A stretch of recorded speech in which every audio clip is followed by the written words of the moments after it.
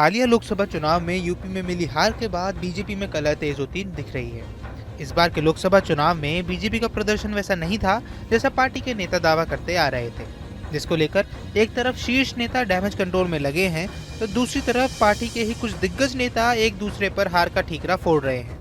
4 जून के बाद से ही पूर्व केंद्रीय मंत्री संजीव बालियान और पूर्व विधायक संगीत सोम के बीच जुबानी जंग जारी है।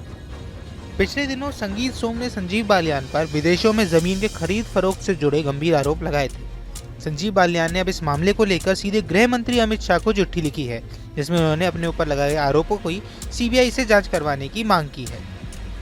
दरअसल बीजेपी के पूर्व विधायक संगीत सोम ने बीजेपी नेता और पूर्व केंद्रीय मंत्री संजीव बालियान पर ऑस्ट्रेलिया में जमीनों की खरीद फरोख्त का गंभीर आरोप लगाया है, जिसके बाद बालियान ने गृह मंत्री अमित शाह को चिट्ठी लिखकर अपने खिलाफ लगाए गए आरोपों की निष्पक्ष सीबीआई जांच की मांग की है।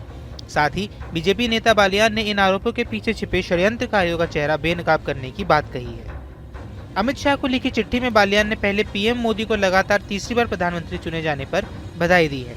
साथ ही इस जीत को बालियान ने पीएम के आदर्शों व सांस्कृतिक व सामाजिक मूल्यों के प्रति उनकी सत्यनिष्ठा, कर्तव्यनिष्ठा और समर्पण बताया है। इसके अतिरिक्त उन्होंने विदेशों में जमीनों की खरीद फरोख्त पर बात करते हुए लिखा कि हाल ही के दिनों में मीडिया के माध्यम से एक महत्वपूर्ण बात प्रकाश में आई है। पश्चिम उत्तर प्रदेश के एक पूर्व विधायक के लेटर हेड पर एक पत्र पत्रकारों को वितरित किया गया है, जिसमें मुझ पर भ्रष्टाचार के निराधार आरोप लगाए गए हैं। मैं उसमें लगाए गए सभी आरोपों का खंडन करता हूँ, क्योंकि मैं प्रधानमंत्री की विगत दोनों सरकार में मंत्री रहा हूँ, इसलिए मुझ पर लगाए गए ऐसे आरोपों की निष्पक्ष जांच करना मेरा दायित्व बनता है।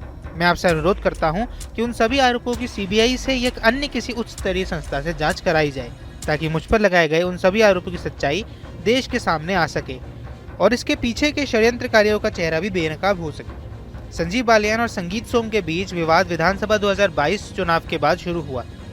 विधानसभा चुनाव में हार के बाद संगीत सोम को लगने लगा कि उनकी हार के पीछे जाटों का कम वोट परसेंटेज है। संगीत सोम ने इसका ठीकरा संजीव बालियान के सर फोड़ा।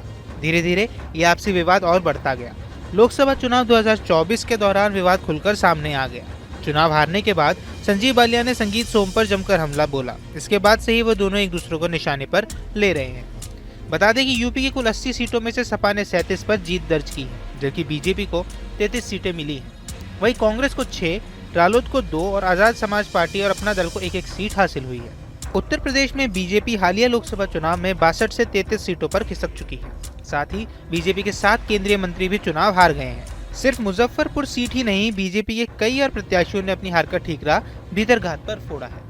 आपको हमारा ये वीडियो कैसा लगा, हमें कमेंट बॉक्स पर जरूर बताएं। देश, दुनिया और यूपी की तमाम खबरों के लिए न्यूज़ स्टेट चैनल को सब्सक्राइब करना ना भूलें।